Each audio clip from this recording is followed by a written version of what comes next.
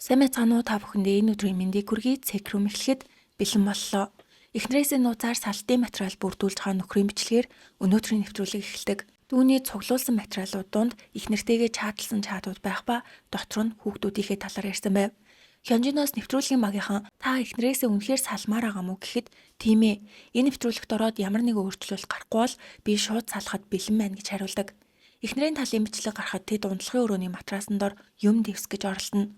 Жижиг өрөөнд матраасаа босгоод ямар ч зайгүй байхыг харсаар ээж Хёнжин ирээд цэвэрлэгээ хий. Шалан дээр дэвсдэг юм а энэ талаас нь хий, тэр талаас нь хий гэж үгэлдэг. Дараа нь дэвсдэг юм дутчлаа. Зай байхгүй хахад тэр талаар нь зүр. Химжээ нь буруу байна. Янзсан хэсэг нь харагдахгүй байна гэх мэтээр байнга гоншогно. 절로 가라고. 절로 진짜 못 지나간다. 사이즈 정확하게 안 쟀나? 두 분 지금 뭐 하시는 거예요? 빛이 나오네. 고정하는 거 어디 갔노? 네 발 밑에. 부서졌잖아. 다른 거. 어? Нэвтрүүлгийн магийнхан нөхрөөс танд их нэртэй гомдож явдаг зүйл байдгүй гэхэд байлгүй яах вэ зөндөө байгаа. Хаанаас нь эхэлж ярих уу? 2022 оноос хойш ярьдсан билүү гэж гад 23 онд ингэсэн 24 онд тэгсэн гэж ар араас нь урсгадаг. 많죠? 너무 많죠. 뭐 어떤 것부터 얘기를 하면 될까요? 22년 사오게 했으니까. 2시에 터졌는데 이게 혼자 하다 보니까 빨리 해야 되잖아요. 빨리 해야 되는데 바쁜데 계속 문자로 이러니까 그렇게 대충 설거지 마무리하고 그날 1시간 일찍 끝냈어요. 내 기억으로는 그게 끝이에요. Яг л бүгдийг нь дэвтэр дээр бичээд тэмдэглээд авсан юм шиг. Харин эхнэрийн хувьд нөхөр нь хэдэн жилийн өмнөх зүйлс өгөж яриад ахаар заримдаа бүр юу яриад байгааг нь сандгүй. Гоншигнох холгонд нь толгой нь өвдөж, стрессээр агаад сүүлдээ бүр эрүүл мэндийн асуудалтай болж байнга тайвшруулах юм уудаг ба зүрхэн заримдаа дээлсэж эм уухгүй л болтгүй болсон. Бичлэг гарахад нөхөр нь надад хэцүү байна. Би маш их хичээж ядарч байхад чи ганц удаа надад хичээсэй шүү гэж хэлжээсэн юм уу гэхэд юужин. Би тийм зүйл огт хэлж байгаагүй гэсэн үү? Би чамд үзүүлээгээд чаадаа жоохон дээш нь гүйлгэхэд хүсээд байгаа үгийг нь бараг хэдэн 100 удаа хэлсэн байгаа нь харагдана. Үүнийг Хёнжин тайлбарлахдаа би ихнэрээ мессежээр биш яг нүдрүү минь харж хагаад хамт хоол идэж байхдаа хэлхийг хүссэн гэдэг. Харин хөтлөгч нөхөртөө чаатаар ч ийм үг хэлдэггүй хүмүүс олон байгаа. Эхнэр чинь харин ч чамд маш их анхаарал тавьдаг юм байна гэдэг. Хосуудын ярилцж байгаа бичлэг гарахад Хёнжин би чамд хэлдэг дээ. Мөнгийг би өөрөө олчих болохоор намайг сайн халамжлаадах гээд би чамд сар болгон 3 сая вон өгдөг гэхэд юу чинь би чамайг мөнгө олдохгүй гэж хэлээгүү. Одоо бит хоёр өөрсдийн гэсэн гэр оронж байхгүй. Үр зээлтэй учраас сарын 3 сая вон багтж гин гэдэг.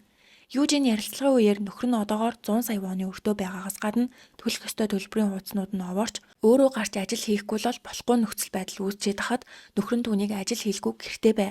Намайг халамжил гэдэм байх. Хёнжин мөнгийг би олдог. Чи зүгээр намайг халамжлаад өг. Би өгчих юм бол манай гэр бүл мөнгө олох хөнгөө олж амьдрч чадахгүй болно. Тийм болохоор намайг л халамжил. Хуруу маань тасарсан ч би яаж хийгээд мөнгө олж чадна. Чи тэгж чадах юм уу гэхэд юужин. Хуруугүй олчих юм бол чи яаж ажил хийх гээд байгаа юм бэ гэхэд Хёнжин би чадна гэдэг. Юу ч болсон би мөнгө олох болохоор хүүгээ биш намайг халамжилж өсөг гэж хачин имэлдэг. 그러니까 유진아 돈을 벌려면 내를 키우라고. 뿌리가 아니라 내를 키우라고. 뿌리가 아니라 내를 키우라고. Энэ хэсгийг үзсний дараа хөтлөгч нөхрөөс хүүхдээ биш намайг өсөг гэдэг нь ямар учиртай юм бэ гэхэд тухайн үед ууртай байсан болохоор тэгж хэлсэн ч хэлэх гээд байгаа санаа маань надад бүхнээ зориулаа. Би амрах үедээ ажиллаад юу ч олж исэн та нарыг тэжээн гэсэн санааг хэлэх гэжсэн. Гэхдээ би энийг нэвтрүүлгээр гарна гэж бодоогүй гэж хэлдэг. Юужийн ярилцлагын үеэр хаяа нөхрөөсөө их айдаг. Яагаад гэвэл нөхөр нь өрхийн тэргүүн айлын эзэн гэсэн байр суурин дээр түлхүү байдаг болохоор ширүүн харцдаг. Дээрээс нь залуудаа нэлээд сагсуу залуу байсан гинэ. Хёнжин хоёулаа нэг тулааны талбай дээр чөлөөж тулаан хийх үү. Би зөвхөн зүүн гараараа тултыг. Чи бүх биеэ ашигла. Яаж ижгаад хүн зодохгүй бол сэтгэл амархгүй. Эсвэл чамайг би зүгээр алаад хайчих юм уу гэх мэтэр эхнэрээс сүрдүүлж байгаа харагддаг. Тэгээд болоогүй нэвтрүүлгийн багийнхан нөхсөн ярилцлаганда салахыг хүсэж байгаа бас нэг шалтгаан бол айдас. Энэ байдлаараа цаашаа амьдрал ямар нэгэн байдлаар хүний амь эрсдэг юм шиг санагдаад байгаа. Саяхан их нэртэйгээ маргахдаа барьж аваад алчмаар санагдчихсэн. Үнэн дээр ихнэр маань ч гэсэн намайг мааждаг. Би түнд нь дургууг хөтлөгч энийг хараад сая таны хэлсэн үг их нэртэй хэлэх үг мөн үү? Залуудаа найзуудтайгаа л тэгэж ярьж болдог байсан бах. Гэхдээ эхнэр чинь өөр хүн гэхэд Хёнжин уурандаа бачуурсан харагдахаас гадна эхнэртэй хандаж энэ бичлэг дээр л царай минь ингэж харагдаж байгаа болохоос ш үнэндээ би тоглож исэн мэдтэй гэж асуудаг. Хөтлөгч эхнэртэйгээ тоглооморч ингэж харьцаж болохгүйгээд миний бодлоор та буруугаа хүлээн зөвшөөрч чаддгүй өөртөө тухгүй байгаа мэдрэмжээ хүчтэй илэрхийлдэг юм шиг байна. Эхнэртэй юу ч болж байсан тийм үгсийг хэлж болохгүй гэдэг. Үүний дараа эхнэрийн зүгээс нөхөртөө гомдож явдаг нэг зүйлийг бичлэгт гаргалаа. 2014 онд буюу эхнэр нь 26 настай байхдаа тэд нэг гэрт оржээ. Юужин эрэхтэй өөрийн тэжээвэр нохой Куийг авчирсан боловч нөхөр нь дургуутсаж байнга хэрүүлэгдэг байсан юм байна. Зүгээр эхнэртэй ирлэгтэй хүртэл наад нэг юма зайлуул гэж байнга хэлдэг байсан. Хёнжин энэ тал дээр тайлбар ихдээ эхнэр бит хоёр таарамж муутай байх үед нохоо нүгсэн. Ингэж хэлгээд жаахан тийм ч гэсэн үнэндээ тэр нохоог өгөхөд миний сэтгэл онгоосон гэдэг. Үүнийг сонсоод эхнэр нь тэсэлгүй уйллаа. Хёнжин тэр нохой байнга намайг хазаж дургу үргэдэг байсан. Гэх мэтээр өөрийгөө хамгаална. Эхнэрт нь ямар агоол гэж огт бодохгүй ийм зүйл ярьсаар байдаг. Хөтлөгч уурлаж наад нохойны чи эзэн чиний эхнэр хайртай амьтан нь хүчээд ахад баярладаг хүн байт юм уу гэж орилно. Эргээд хосуудын бичлэг гарахад Хёнжин эхнэрээсээ чиний салах гол шалтгаан чи юу юм гэхэд юужинд өдөр шөнөгүй чамтай хэрүүлэхээс талхаж байна. Ингэж суух цаг хугацаа маань хүртэл хайран санагдаж байна. Өнөөдөр л гэхэд чи намайг хараад элтвээр доромжилсан мөртлөө тэгж хэлсэндээ харамсчгаа зүйл огтхонж байгаагүй гэд уйлдаг. Эхнэрийн ярьснаар Хёнжин байнга муухай харьцаж сүрдүүлж ууралж уцаарладаг. Тэгэд хизээж эхнэрээ гомдоочлоо гэж боддгоо үргэлж эхнэртэй өөрөө гомдлолж гоншгондог гинэ. Нэвтрүүлгийн багийнхан нөхрөөс та эхнэртэй гомдсоогүй юу дээ сайн сандгүй гэхэд тийм гэж хариулдаг бол эхнэрээ гомдоож исэн мөчүүдээ хэрэг санддаг вэ гэхэд бараг санахгүй байна гэж хариулав. Юужин ярилцлагын үеэр бодоод ахад намайг хэлдвэр хэлж гомдоочхоод ганц ч удаа сэтгэлээсээ уучлаарай гэж хэлж байгаагүй мэлээгээд уйлдаг. Хёнжин салах бодолтой байгаагаа өмнө нь 4-5 удаа хэлжсэн. Анх нөхөртөө жирэмсэн болсноо хэлэхэд тэгээд одоо яах юм гэж хариулсан. Юужиний хувьд хүүхдээсээ болоод өдийг хүртэл хэрүүлдэж хамаагүй төвчээ таньдарчээ. Эхнэрээ хэлж байгаагаар надад тэгж ханддагч хүүхдтэй бол сайн аав гэдэг. Нэвтрүүлгийн багийнхан анх нөхөр чинь Коже хотод ажилд ороход ямар санагдсан бэ гэхэд мэдээж нөхрөөрөө бахархсан. Бас өдрөө болгон хүнд ажил хийдэг болохоор бэртчихвэ дээ гэж санаа зовхой хажуугаар бидний төлөө хичээж байгаа гэд талархсан гэдэг. Үүний дараа Хёнжин ажлаа тарж ирээд компьютерийн ард нухацтай ажил хийж байгаа юм шиг харагддагч түүний бэлдэж байгаа зүйл бол эхнэртэйгээ чатлсан чатууд, мессеж, бүр мөнгө шилжүүлсэн гүйлгээний түүхүүд байсан. Нэвтрүүлгийн багийнхан хүртэл хүүхдээ аваад салах хүсэлтэй байгаа талаараа хэлдэг. Эхнэр нь гадуур гарсан ойгоор унтлахын өрөө том өрөөнийхөө камеруудыг онгойлгож мемори картны бичлэгүүдийг хуулж авдаг. Хёнжин бүх бичиг баримтаа бүрдүүлээд хувийн өмгөөлөгчтэй болж байнга уулзаж бичиг баримтуудаа явуулан хүүхэд асрах эрхийг өөр дээрээ авах гэж оролддог гэжээ. Үүнийг эхнэр нь мэддэггүй байсан. Нэвтрүүлгийн баг Хёнжиноос та эзэнээс салах бэлтгэлээ хийж эхэлсэн бэ гэхэд 3 сарын өмнөөс эхнэр маань надад чи мөнгө л авчирч ивэл болоо гэж хэлэх яг тэр мөчөд энэ амьдралаар цаашаад амьдрч чадахгүйгээ ойлгосон. Тэр цагаас хойш багаар салахтаа бэлтэж байгаа гэж хэллээ. Харамсалтай нь тэр хоёрын хэрүүл салах тухай бэлтэж явах энэ үед хүүхэд нь хажууд нь нээжээ. Шөнө орой болтол хэрэлдэх үед хүүхэд нь хаалганыхаа ард нуугдаж яриаг нь сонсно. Хоол идэж байхдаа хүртэл хэрэлддэг болохоор хоолоо ч идэж чадахгүй цомцойд суун. Энэ бүхнийг харсан усууд хөтлөгч танхимд байгаа бусад усууд нулимс туслууллаа. Хөтлөгч Юужинээс та хэрэлдэж байхдаа хүүхдийнхээ нүдийг харж ийсэн үү гэхэд анзаарч байгаагүй. Хэрүүлэхдээ нөхөрлөөгөө харж ярьдаг байснаас биш хүүгээ нэг их анзаардаггүй байсан. Харин өнөөдрийн бичлэгийг үзээд зүрх шимширлээ гэж хариулав. Хүүн хэрүүл дуусны дараа ээж рүүгээ очиход Юужин уурлаад өөртөө ойртуулсангүй. Хёнжин энэ үед хүүхдэд маань бит хоёроос өөр түшиж тулах хүмүүс байхгүй хахад түүнийг анзаарахгүй би муу аав гэж уйлна. Юужин хүүхэд байхгүйсэн бол 100% салчмаар байгаач хүүхэд байгаа учраас салах бодол 0% байна гэж хариуллаа. Ингээд бичлэг дуусгаад хөтлөгч та хоёр яг юунаас олж хэрэлддэг юм бэ? Хүүхэдтэй хоёулаа маш их хайртай гэсэн мөртлөө хэрүүл болохооргүй жоохон юм дээрээс олж өдөржин шүнжин уйлан дуулан хэрэлтэн. Хүүхэд чинь та хоёрыг байнга харж бас ойлгож байгаа. Би биенээ хайрлах сэтгэл багахан ч олов үлдсэн бол жижиг сажиг асуудлыг өнгөрөөд сур. Хёнжин чи их нэртэй хайртай юу гэхэд тийм гэж хариулдаг. Хөтлөгч тийм бол зарим зүйлийг чихнийхээ хажуугаар өнгөрөөд сурах хэрэгтэй. Харин Юужин нөхрийнхөө үгнээс авахыг нь аваад хаяхыг нь хайц сур гэд Хёнжинд чи их нэртэй хитрхи хатуу хандж гин. Хэрвээ их нэр чинь чам шиг салах материал бэлдээд баримт нотлогоо цуглуулад явсан бол саяны бичлэг дээр гарсан цөөхөн идүүгээр чинь л хангалттай баталгаа болох байсан. Гэхдээ тэр тэгээгүй ойлгож гинүү гэдэг. Ингээд зөвлөгөөний цаг болоход сэтгэл зүйч Хёнжинд би та хоёрын бичлэгийг үзсэн. Ер нь яагаад тэгж их маргаад байдэм бэ гэхэд Хёнжин би юм хэлэхдээ их ширүү илчдэг хүн гэдэг. Энэ үед хосуудын нэвтрүүлэгт орохдоо түр хугацаанд байрлаж байгаа байрны бичлэг гарлаа. Судалгаа бүгэлж байхдаа Хёнжин нухацтай суухыг хараад эхнэр нь шоолж Ямар шалгалт өгч байгаа штэ. Чөлөөдөө суужгаад бөглөлтөө. Эхлээд хоолоо идчих гэж хэлсний дараа Хёнжин уурлаж их нэртэйгээ хэрэлцэн бичлэг гардаг. Сүүлдээ эхнэр нь за намайг уучлаарай. Би чамд юм хэлэхгүй. Зүгээр хоолоо идлээ гэж хэлээд энэ хэрүүл дуустдаг. Сэтгэл зүйчийн хэлснээр Хёнжин өөрийнхөө нэр төрийг маш чухалчилдаг хүн юм байна. Үүнийг баталгаар хэд хэдэн бичлэг гардаг. Өмнө нь бичлэгээ үзээд Хёнжин яаж хийж байгаад өөрийгөө буруугүй гэдгийг нотлох гэж тайрч исэн.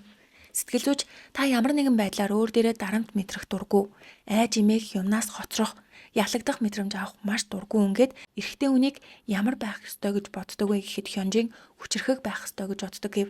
Сэтгэл зүйч тэгвэл нөхөр хүн ямар байх ёстой вэ гэхэд илүү хүчрэхэг байх ёстой гэдэг. Тэгвэл аав хүн гэхэд бүр илүү хүчрэхэг байх ёстой гэхийг сонсоод сэтгэл зүйч тэгвэл та яагаад тэгж их уйлд юм бэ гэхэд Хёнжин хүчрэхэг байж чадаагүй болохоор гэдэг. Сэтгэл зүйч эхнэрээ ялах нь хүчрэхэг байгаагийн шинжүү гэхэд Хёнжин мэдээж үгүй гэж хариулна. Сэтгэл зүйч эхнэртэйгээ маш түрэмгий байдалтай ярьж байгааг ч харсан гэхэд Хёнжин чанга дугаар хэрэлдвэл айсандаа хэрүүлээ болох болов гэж боддог гэхэд сэтгэл зүйч чамайг тэгж их ориллоо гэд эхнэр чинь хэлэх гээд байгаа санаагч ойлгоно гэсэн үг биш. Судалгааг харуул бага насндаа өөрийгөө сул дорой байсан гэж бичсэн байна гэхэд Хёнжин би дунд ангидаа хүүхдүүдэд их дээрлэхүүлдэг байсан. Хэдийгээр ахлах ангид ороод энэ бүхэн дээрднэ гэж бодсон ч хүүхдүүдтэй зодтолтохороо дандаа ялагддаг. Хичээл тараад гараад ирвэл дуудаад энэ тэнд цохиж дээрлэхүүлэх үе олон байсан. Одоо ч гэсэн хаяа тэр үе бодогддог гэв. Сэтгэл зүйч хоёулаа хүчрэхэг эрэгтэй хүн гэдэг үгний утгыг өөр талаас нь харах хэрэгтэй. Юуны өмнө эрэгтэй хүн ойлгох бол энгийн зүйл. Нулимс чамайг сул дорой харагдуулдаггүй. Үүнд ямар ч асуудал байхгүй гэдгийг санах хэрэгтэй. Миний бодлоор та жоох юм болохоор л уйлаад идэх хүн биш. Ажил дээрээ уйлдгүй үст гэхэд Хёнжин инээгээд үгүй гэж хариуллаа. Сэтгэл зүйч тэгсэн мөрлөө эхнэрийнхээ урд очихороо л уйлаад байгаа зү. Яагаад вэ гэхээр таны сэтгэл их тавчуу юм байна. Та өөрийгөө хүчрэхэг, харээсамтай кинон дээр гардаг шиг залуу гэж бодож болохгүй. Төсөөлөл дотроо та чанга залууч бодит байдал дээр тийм биш учраас үүнээс үүдэлтэй асуудал гарах үед зарим хүмүүс уурладаг бол зарим нь уйлдаг. Харин таны хувьд уурладаг төрлийн зан чанартай юм шиг харагдлаа. Маш их ууралсан ч эхнэрээ цохиж зодож чаддаггүй болохоор давчцсандаа уур хилэн нь нулимс олж гадагшилдаг. Ингээд уйлж явах үед чинь өөрөөс чинь өөр хинч чамааг ойлгохгүй. Хүмүүс уйлж байгаа хүнийг хараад хөөе уйланхаа минь, доожоогүй амтан минь, эрхэн дэнцэн золиг, хүүхэд юм уу, юундаа уйлаа гэх мэтээр доголдог. Харин энэ бүхнийг ойлгодог ганцхан хүн бол эхнэр чинь. Миний бодлоор эхнэр чинь яг л эр хүн шиг зан чанартай гэхэд Хёнжин санал нийлж тийм ээ гэж хариулдаг. Сэтгэл зүйч харин чиний хувьд гэвэл яг л жинхэнэ эмэгтэй хүний зан чанарыг харуулж ийн гэхэд Хёнжин бас л санал нийлж толгой тохино. Сэтгэл зүйч цааш үргэлжлүүлэн таны хувьд сэтгэл хөдлөлөө дагаж ярьдаг бол эхнэр чинь альваад толгойгоо ашиглаж юмыг боддоор харах гэж хичээдэг бололтой. Эхнэрээ чи хувьд зүгээр л ярьж байгаа стил нь тэр.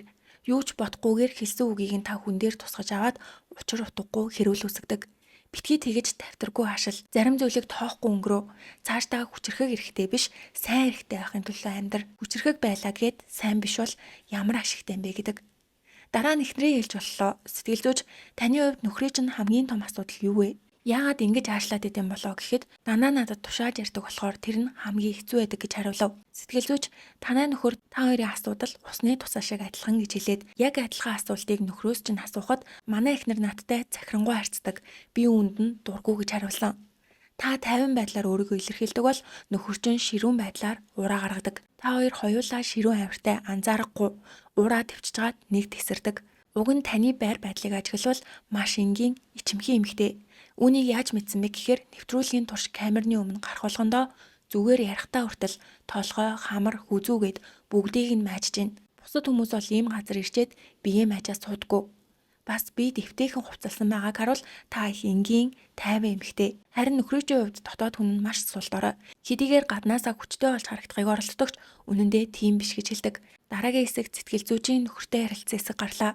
Та эктрийнхээ хэлсэн үгнээс юунд нь хамгийн их гомдож байсан бэ гэхэд чи мөнгө л олж ивэл болоо гэж хэлснээс нь хойш чин сэтгэлээсээ гомдоод салах тухай бодож нууцаар материал цуглуулж эхэлснээ ярив. Сэтгэл зүйч таны хөдөлмөрийг үнэлэхийг хүссэн юм уу? Яг юун дээр илүү их үнэлэмж хүссэн бэ гэхэд би үүндээ маш хичээнгүй ажиллаж байгаа. Ажилч мөнгө олох ёстой болохоор хичнээн өвцөнч ажиллахаар явдаг байсан. Хүргэлтийн компанид 1 жил ажиллаад дараа нь хоолны бизнес руу орсон. Гэхдээ маш үнэ байсан болохоор төр завсарлаад арай бие дамар ажил хийж эхэлсэн ч тэр үед ихнэр маань намайг хараад чи ядарч байгаа жаахан амарчгаад ажил хийж хэлээгүй бол гэдэг. Ингээд эхнэртэй ярилцж байгаа бичлэг гарлаа. Эхнэрийн хувьд нөхрийгөө өмнө нь ч тууштай хүн гэж боддгоо талаараа хэлэхэд сэтгэл зүйч танаас би нэг юм асууя. Одоо ажил хийж байгаа юу гэхэд тийм ээ ажилд ороод 10 сар болох ч жоо гэдэг. Сэтгэл зүйч хүүхдээ болохынхоо өмнө хэдэн жил ажил хийж үзсэн бэ гэхэд 3 жил гэж хариулдаг.